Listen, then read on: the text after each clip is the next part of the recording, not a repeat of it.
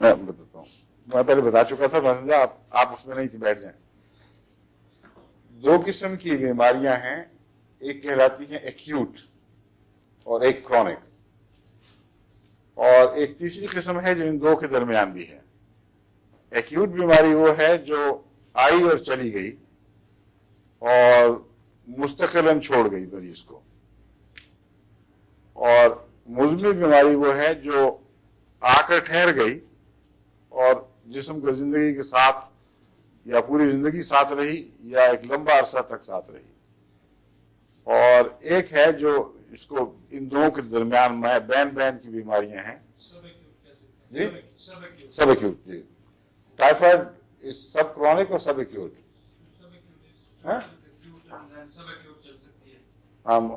I thought it would be more on the side on chronic than acute. Linger on very long for ورنہ وہ chronic کے سب۔ ایسی بیماریاں جو دونوں کے درمیان ہیں، انگریزی میں ان کو کہتے ہیں سب ایکیوٹ، ڈاکٹری اصطلاح میں کہا جاتا ہے، لیکن بعض ہیں جو سب کرونک زیادہ مناسب ہوگا کہیں ان کو، زیادہ کرونک کی طرف مائل ہوتی ہیں۔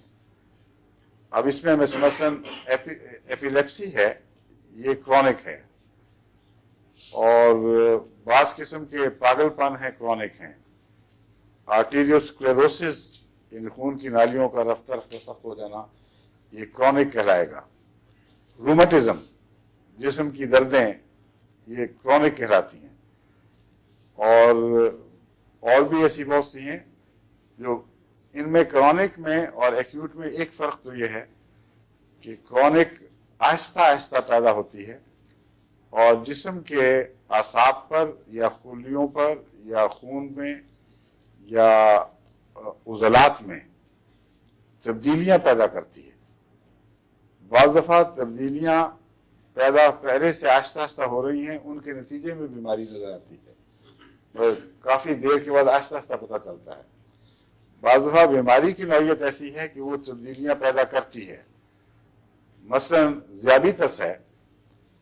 ذیابیطس بہت سی کرونک بیماریاں پیدا کر سکتی ہے۔